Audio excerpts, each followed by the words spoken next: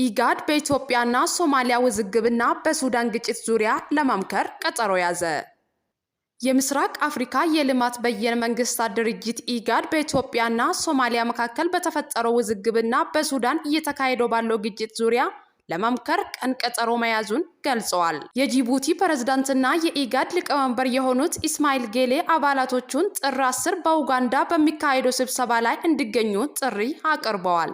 ኢጋድ በስብሰባው በኢትዮጵያና ሶማሊያ መካከል የተፈጠረውን ውዝግብ በተለይም የሶማሌላንድ ጉዳይ ለመፍታት ይመክራል። ኢትዮጵያና ሶማሊላንድ ለኢትዮጵያ የባህር በር የሚያስገኝ የመግባቢያ ስምምነት መፈረማቸው ስጋት መፍጠሩ ተመላክቷል። በተጨማሪም ስብሰባው በሱዳን ጦርና ፈጥኖ ደራሽ ኃይል መካከል በሚያዝያ ወር የተጀመረው የሱዳን ግጭት ለመፍታት ያለመ መሆኑን ሱዳን ትሪቢዩን ዘግቧል።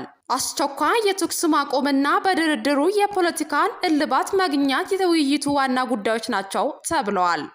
ፕሬዝዳንት ኢሳያስ የግብፁን የውጭ ጉዳይ ሚኒስትር ተቀብለው አነጋገሩ። የኤርትራ ፕሬዝዳንት ኢሳያስ አፈወርቂ የግብፁን የውጭ ጉዳይ ሚኒስትር ሳሚ ሹኩርን ተቀብለው አነጋገሩ። የኤርትራ የማስታወቂያ ሚኒስትር የማነ ገብረ መስቀል ሁለቱ ባለስልጣናት በሁለቱ ሀገራት ግንኙነት ዙሪያና በቀጠናዊ ጉዳዮች ላይ ውይይት አድርገዋል ብለዋል። ከዚህም በተጨማሪ የውጭ ጉዳይ ሚኒስትር ከፕሬዝዳንት አብዱልፈታህ አልሲሲ የተላከውን ደብዳቤ ለፕሬዝዳንት ኢሳያስ ማስረከባቸው ተገልጸዋል። የውጭ ጉዳይ ሚኒስትሩ ፕሬዝዳንት ኢሳያስ አፈወርቂ ይፋዊ የሥራ ጉብኝት ወደ ካይሮ እንዲመጡ ከፕሬዝዳንት አልሲሲ ግብዣ እንደቀረበላቸው ጨምረው ገልጸዋል። ከጥቂት ቀናት በፊት በተመሳሳይ ፕሬዝዳንት አልሲሲ ወደ ሶማሊያ የላኩትን የልዑክ ቡድን የሶማሌ ፕሬዝዳንት ለይፋዊ የሥራ ጉብኝት ካይሮ መጋበዛቸው መገለጹ ይታወሳል። ኢትዮጵያ ከሶማሊያ ተገንጥላ ራስ ገዝ ከሆነችው ሶማሌላንድ ጋር የባህር በር ማግኘት ያስችላታል የተባለውን የመግባቢያ ሰነድ መፈረሟን ተከትሎ በቀጠና የሚደረገው የመሪዎች የሥራ ጉብኝት እና ውይይት ጨምረዋል። ከቀናት በፊት የሶማሊያ ፕሬዝዳንት ሐሰን ሼክ መሐመድ ለይፋዊ የሥራ ጉብኝት ወደ ኤርትራ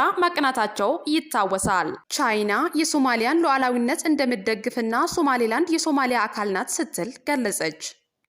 ቻይና የሶማሊያ ሉዓላዊነትና ግዛት አንድነት እንደምትደግፍና የተባበሩት መንግስታት ድርጅት ቻርተር ዓላማዎችንና መርሆችን የማስከበር ቁርጠኝነት እንዳላት የቻይና የውጭ ጉዳይ ሚኒስቴር ቃል አቀባይ ማኦኔንግ ገልጸዋል። ቃል አቀባይዋ ሶማሌላንድ የሶማሊያ አካል ናት ሲሉም ገልጸዋል። ቻይና በቃል አቀባይዋ በኩል የቀጠናው የሀገራት የጋራ ልማትና የወዳጅነት ትብብርን ለማስፈን የቀጠናው ጉዳዮችን በዲፕሎማሲያዊ ውይይት እንዲፈቱ ጥሪ አቅርባለች። ይህን ተከትሎም በሶማሊያ የቻይና አምባሳደር ፌይ ሺንግቾም ከሶማሊያ ፕሬዝዳንት ጋር የተገናኙ ሲሆን ቻይና የሶማሊያ ሉዓላዊነት አንድነትና የግዛት አንድነት እንደምትደግፍ አረጋግጠዋል። አምባሳደሩ በቻይና በተባበሩት መንግስታት ድርጅት ቻርተር ውስጥ ለተዘረዘሩት መሪዎች ያላትን ቁርጠኝነት በማረጋገጥ ሶማሌላንድ የሶማሊያ አካል ናት ሲሉም በድጋሚ ተናግረዋል።